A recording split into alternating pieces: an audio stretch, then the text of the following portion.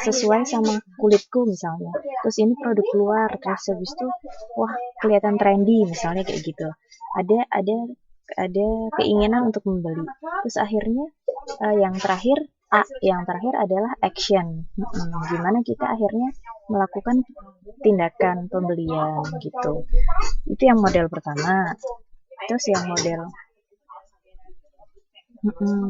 hierarchy of effect itu langkahnya juga ada berurutan ya, mulai dari ketidaksadaran konsumen sampai ke akhirnya purchase juga. Akhirnya melakukan respon perilaku pembelian kayak gitu. Itu terus habis itu ada model pemrosesan informasi atau the information processing model. Itu kesesuaian pandangan penerima terhadap periklanan. Jadi lebih ke gimana konsumen itu memproses informasi dari si produsen. Ada tahapan-tahapan dalam mereka melakukan pemrosesan informasi tentang pesan promosi yang dilakukan perusahaan gitu ya. Terus yang model terakhir yang dibilang Mbak Ziah ini adalah model Dagmar. Masih ada model hierarchy of effect. Salah. Model hierarchy of effect itu memandang keputusan pembelian orang itu bertahap ya. Jadi ada tahapan-tahapan dalam dia melakukan keputusan pembelian. Itu model yang keempat. Gitu. Jadi ada pertamanya mereka belajar dulu, ada proses kognitifnya, belajar, terus habis itu afektifnya mereka merasakan apakah ini cocok atau tidak, terus habis itu konatifnya itu mengerjakan. Jadi ada tahap dalam mereka menentukan keputusan pembelian kalau yang model keempat hierarchy of effect ya. Terus yang ini yang dijelaskan nanti diganti ya. Ini model Dagmar. Jadi ada tahapan juga, tapi ini lebih ke pertama awareness, gimana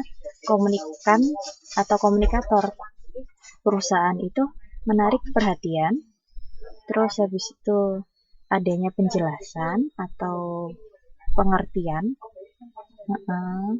dari produk yang ditawarkan, terus conviction itu apa kayak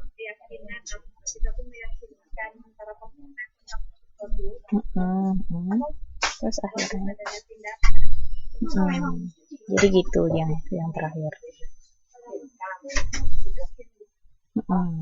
dan akhirnya membeli ya actionnya ini gitu ya. Ada pertanyaan yang lain? Jelas?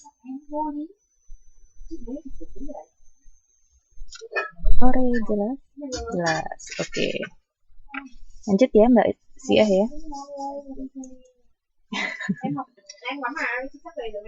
Enak ya kuliah siang-siang. Iya. Cuma kita yang ngomong kayaknya.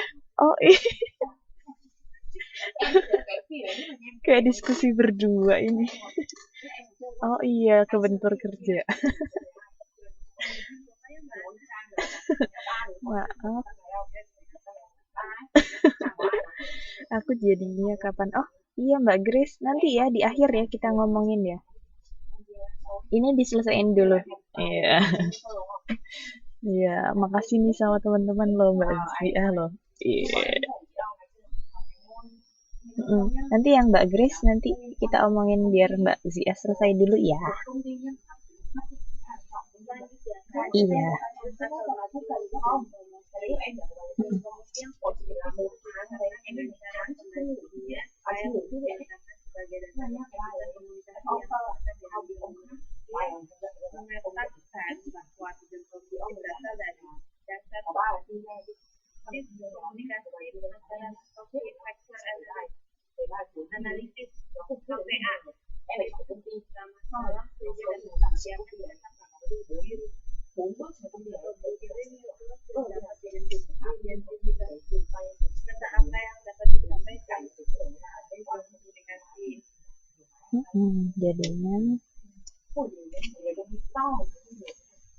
jadinya tujuan promosi itu adalah gimana itu merupakan fondasi untuk dasar dari keputusan yang akan diambil di akhirnya. Jadi pokoknya kita menetapkan pertama itu kan kita menetapkan tujuan promosi kita mau kayak apa sih nih, kayak gitu. Apa mau dibuat yang minim budget atau mau yang high budget gitu, atau yang tinggi gitu, atau yang standar gitu. Nah, itu nanti akan itu menjadi fondasi dari keputusan yang akan diambil selanjutnya, kayak gitu ya. Rencana tujuan komunikasi promosinya ini mau dibawa kemana kalau ada tujuan gitu ya. Jelas ya kalau ini ya. Lanjut.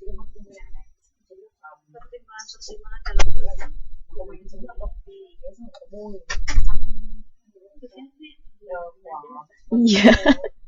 Ini kayak undang-undang dasar jadi.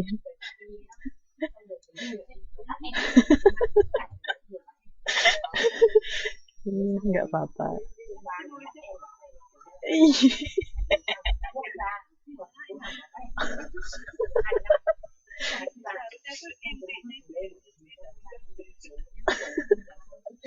Lagi rajin ini jadi ditulis semua ini. Iya, jadi intinya gimana Mbak Zia?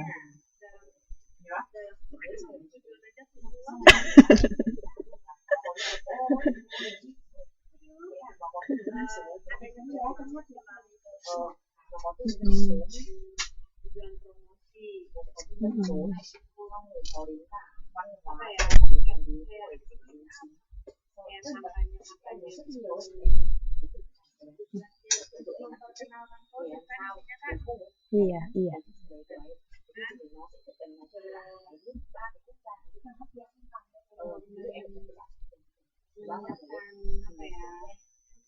Menyesuaikan diri terhadap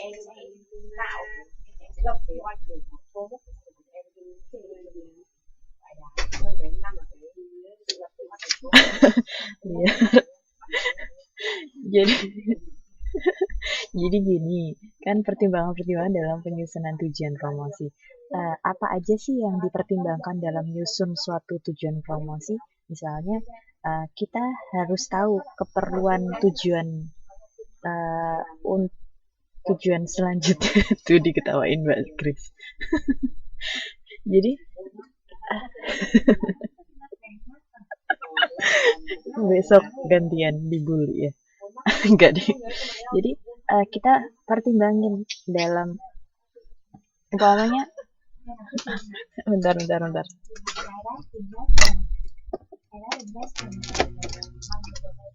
Jadi kayak umpamanya kita mau nyusun tujuan promosi yang low budget gitu.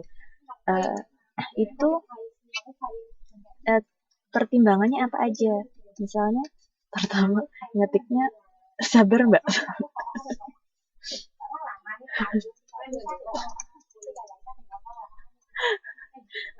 Jadi pertimbangannya apa? Misalnya kita nyusun tujuan promosi dengan low budget misalnya, berarti segmen pasar kita kalau kita promosinya low budget, mereka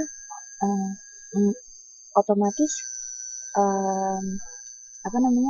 iklan kita harus yang sederhana gitu. Kita nggak bisa buang-buang duit gitu kan. Terus habis itu ada faktor-faktor yang kita pertimbangkan dalam yang mempengaruhi kita dalam penyusunan tujuan tersebut gitu ya. Paham nggak? Jadi kayak